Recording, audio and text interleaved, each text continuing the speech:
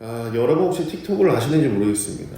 틱톡이라는 것은 뭐 이렇게 톡 터지는 뭐 그런 게 아니라 SNS, 뭐 페이스북이나 인스타그램 뭐 그런 종류를 말하는 거예요. 거기는 좀 특이한 점이 동영상만이 계속 이제 나오는 거예요. 동영상의 이 길이가 아주 짧습니다.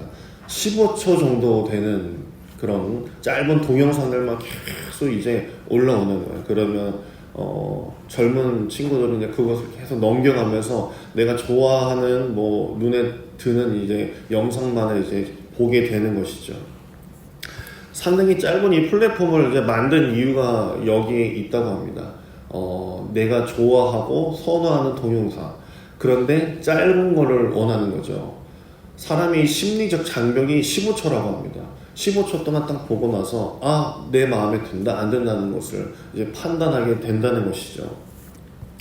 사람이 가볍게 보고 판단할 수 있는 시간을 딱 15초로 본다는 거. 이것은 뭐 그 동영상에 반영이 된 거를 보면 이것을 우리가 살아가는 데 있어서 뭐 첫인상도 마찬가지겠고 내가 하고자 하는 일, 어쩌면 내가 신앙생활을 할 때도 다 똑같을 것 같아요.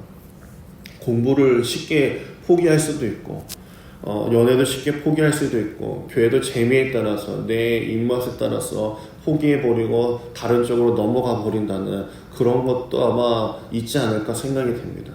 쉽게 넘어가거나 포기를 할 경우가 정말 내가 지켜내야 할 것들 포기하는 경우가 발생할 수도 있어요. 뭐 내려놓음이라는 책도 있죠. 내려놓음. 사람들이 이 내려놓음을 조금 오해하는 경우가 있어요. 내가 정말 내려놓지 말아야 될 것을 다 내려놔. 이것도 내려놓고 저것도 내려놓고 내 신앙도 다 내려놓을 때가 있어요. 하나님은 그렇게까지 내려놓으라고 말씀하시지 않는데 이상하게도 내가 막 내려놓고 싶은 걸 다 내려놓는 거야. 쉽게 포기할 수밖에 없는 내 15초, 내 짧은 신앙이 있다는 것이죠. 만약 하나님께서 왜 이전과 다르시냐고 하소연하는 자들이 있다면 중요한 것은 하나님이 변하신 게 아니라 내가 변한 거예요. 내가 쉽게 변한 거죠. 왜 이전에는 똑같은 은혜를 주시지 않습니까? 라고 하지만 그것은 내 마음이 변하고 하나님을 그렇게 바라보고 있기 때문이죠. 바울도 선교 여행의 마지막이 로마로 가고 있습니다. 어쩌면 바울 또한 로마에서 어떻게 될지를 예감하고 있었을지 몰라요. 바울을 잘 알고 있는 로마를 잘 알고 있는 바울이기 때문에 복음을 들고는 있지만은 두려운 건 마찬가지였을 거예요.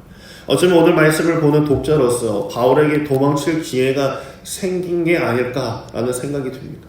그러나 바울은 이전과 똑같은 결단을 내렸습니다. 바울은 로마로 가는 이 뱃속에서 베닉스로 가기 위해서 출항을 하게 돼요. 그런데 바울은 이 선장과 이 사공들에게 자신의 의견을 피력합니다. 10절하고 11절을 보면 말하되 여러분이여 내가 보니 이번 항해가 화물과 배만 아니라 우리의 생명에 큰 타격과 손해가 끼칠 것 같으니까 좀 다른 쪽으로 가면 되지 않을까요? 라고 이렇게 이야기를 하죠. 근데 뭐 죄인의 말을 듣겠습니까? 이 선장은 아니다. 사모들의 말에 따라서 우리는 저쪽으로 가겠다. 라고 이렇게 생각을 하고 출항을 하게 돼요. 13절을 보니 남풍이 순하게 불었다라고 이렇게 이야기를 하고 있습니다. 바울의 조언에도 그들의 눈에는 순풍이 불었으니 그 길로 가는 것이 맞다라고 이렇게 여겼어요. 당연히 상호들의 말을 듣고 가는 것이 맞는 것이겠죠. 근데 얼마 못 가서 정말 광풍 유라굴로를 만나게 됩니다. 많이 들어보셨죠? 선원들이 배를 어떻게든 통제해보려고 했지만 소용이 없었습니다. 그들은 속절없이 이리저리 떠밀려 다니기 시작을 했어요. 뭐 오늘날 같은 뭐 GPS가 있는 것도 아니고 뭐 등대가 있는 것도 아니고 그냥 떠밀려 다니다가 난파되는 거는 뭐 시간 문제였을 겁니다. 더 큰 문제는 그들 영혼이 절망의 바다에 빠져들기 시작을 했다라는 것이에요. 20절에 보면 여러 날 동안 해도 별도 보이지 아니하고 큰 풍랑이 그대로 있음에 구원의 여망마저 없어졌더라 라고 이렇게 표현하고 있습니다. 본문에 드러나지는 않지만 그들 속에서도 공포가 있었고 누군가에게 너 때문이야 라고 하는 그런 말도 아마 다 있었을 겁니다. 전염병처럼 퍼져나가고 있었을 거예요. 바울도 마찬가지겠죠. 그런 거에게 하나님께서 말씀해 주시기를 24절에 바울아 두려워하지 말라. 내가 가이사 앞에 서야 하겠고 또 하나님께서 너와 함께 항해하는 자를 다 내게 주셨다 하였으니 라고 말씀해 주셨습니다. 두려워하지 말라라고 이렇게 말씀해 주셨어요. 바울이 지금 두려워하고 있었다는 거죠. 두려워하고 있었대요. 그마저도 두려워하고 있었대요. 그러니까 바울아 두려워하지 말라라고 말씀해 주셨어요. 배에 갇힌 사람들은 뭐 오죽하겠습니까? 근데 어떤 일이 벌어지냐면 자신들 사공들도 두려워하다 보니 이런 일을 벌였어요. 27절하고 28절을 보니 14알째되는 날 밤에 우리가 아드리아 바다에서 이리저리 쫓겨가다가 자정쯤 되어 사원들이 어느 육지에 가까워지는 줄을 짐작하고 물을 재보니까 20길이 되고 조금 가다가 다시 재본 15길이라. 길을 재보니까 바다 깊이를 재보니까 점점점 가까워지는 거예요. 뭔가가 가까워지고 있어요. 이것은 배가 암초에 걸려서 난파될 수 있다는 것을 사공들을 직감하고 있었다는 것이에요. 배가 고장이 나거나 가라앉을 것을 누가 제일 빨리 알아차렸을까요? 사공들이겠죠. 이것을 빨리 조치를 취하고 알려야 할 존재들인데 30절을 보게 되면 이렇게 얘기하고 있어요. 사공들이 도망하고자 하여 이물에서 닻을 내리는 채 하고 거룻배를 바다에 내려놓고는 이렇게 말했습니다. 사공들마저도 두려움에 휩싸이니까 자기들끼리 거룻배를 내려다 놓고 도망칠 생각을 하고 있었던 거예요. 죄인이었던 바울을 비롯해서 상인들이 여행 가던 사람들이 몇 명이라고 성경에 나오냐면 276명이다 라고 이렇게 표현을 하고 있어요. 보이지 않고 사공들은 그저 자기들이 살궁리를 하고 승객들은 그냥 뒤로 앉지 도망칠 생각을 했던 것이죠. 자기 먼저 살궁리를 한 것이었어요. 이것을 바울도 눈치를 챘습니다. 바울도 알고 있었다라고 여기 말씀에서 말하고 있어요.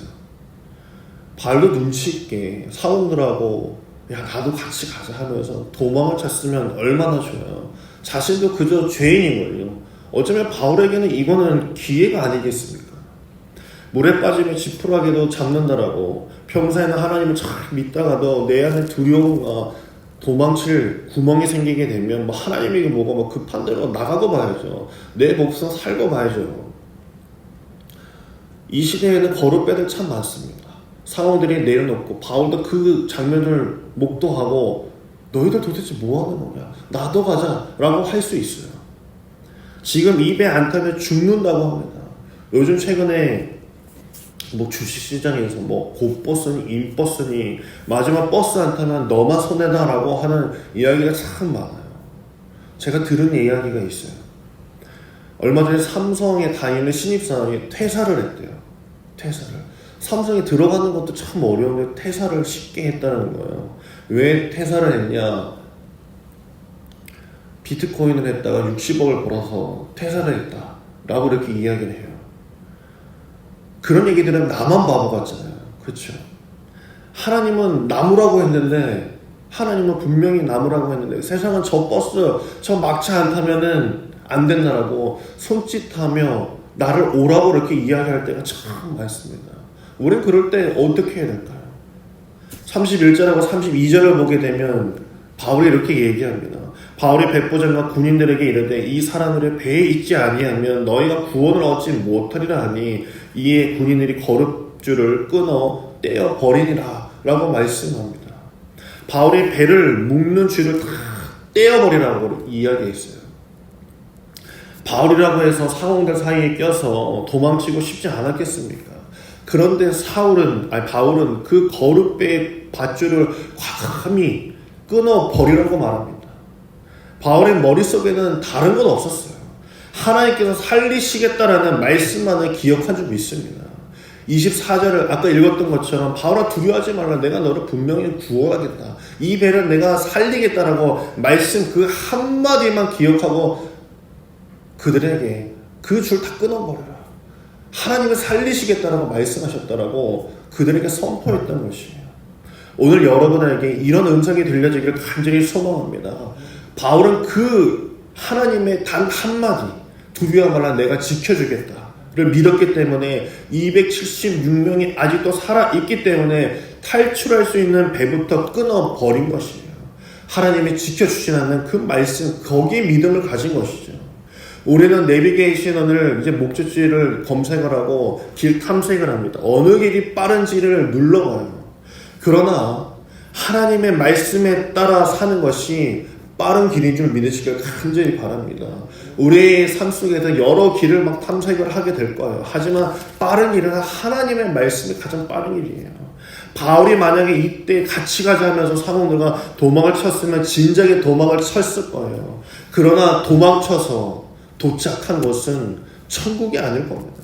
우리의 삶도 마찬가지예요. 아무리 빠른 길을 세상적으로 막 탐색을 하고 그쪽을 따라서 갈 수는 있겠지만 우리가 따라 나선 그 길에는, 그 길 끝에는 천국은 절대 없을 거예요.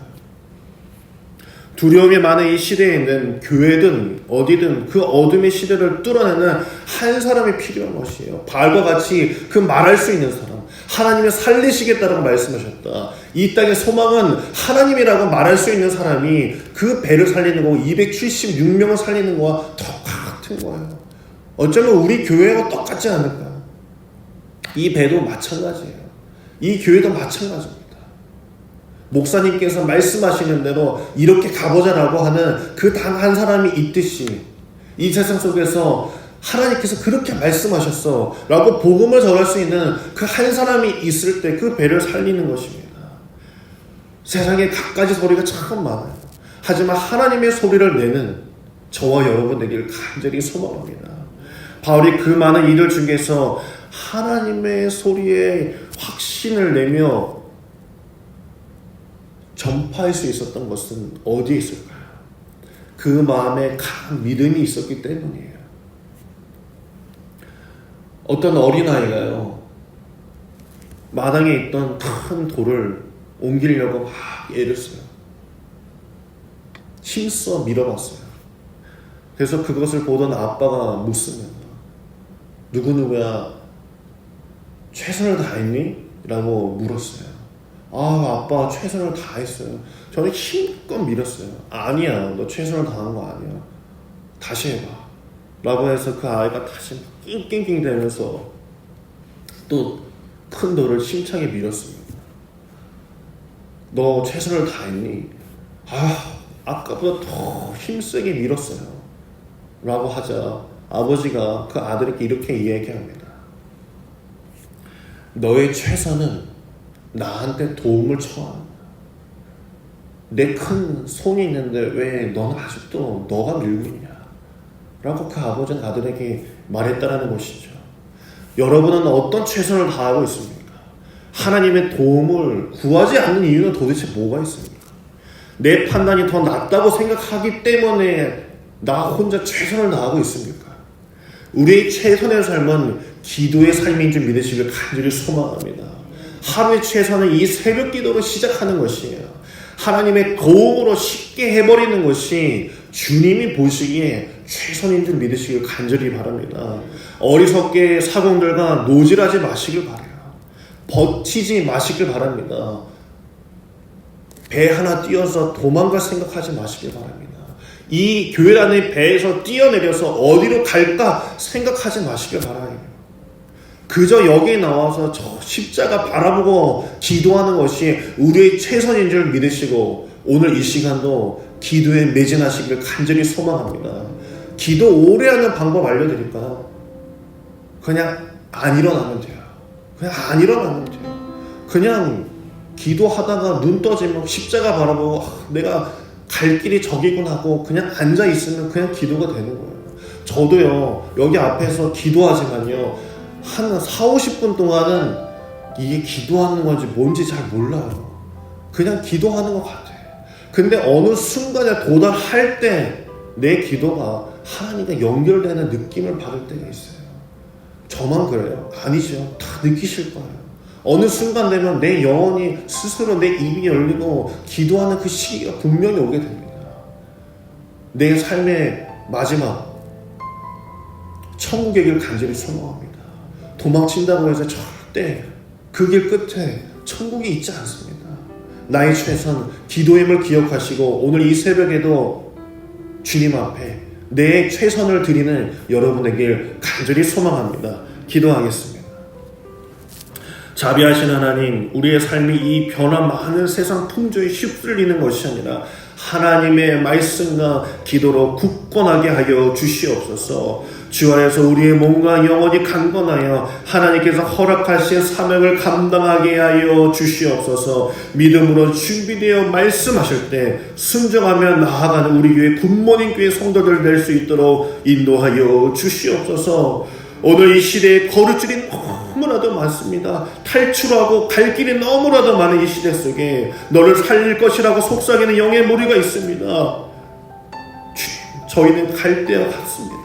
속된 것에 마음 빼앗기지 않게 하시고 진리이신 주님께 마음 두도록 저희를 붙들어 주시옵소서. 주여, 해가 뜨면 이제 일터로 나가야 됩니다. 안일의 삶을 구하지 않게 하시고 아버지 세상 소리에 아버지 귀 기울이는 것이 아니라 우리의 마음을 강하게 하시어 정도를 걷는 저희 되게 하여 주시옵소서. 주여, 지금 주님 앞에 무릎 꿇지 않으면 언젠가 세상에 무릎 꿇을 날이 있음을 기억하며 기도의 자리를 지켜내는 저희 되게 하여 주시옵소서. 오늘 이 시간 아버지 목사님을 위해서 기도합니다. 안식일로 쉼을 얻고 계신데 앞에서 기도로 인도하시는 목사님에게도 성령의 능력과 감동을 더하사 영혼을 살리며 회복케 하는 말씀을 부어주시고 육과 영혼이 치유되는 역사가 나타내게 하여 주시옵소서. 오늘도 이른 아침 두 눈을 먼저 뜨고 봉사하는 아버지 봉사자들에게도 하나님의 은혜가 더해지게 하시고 해외 각지에서 군복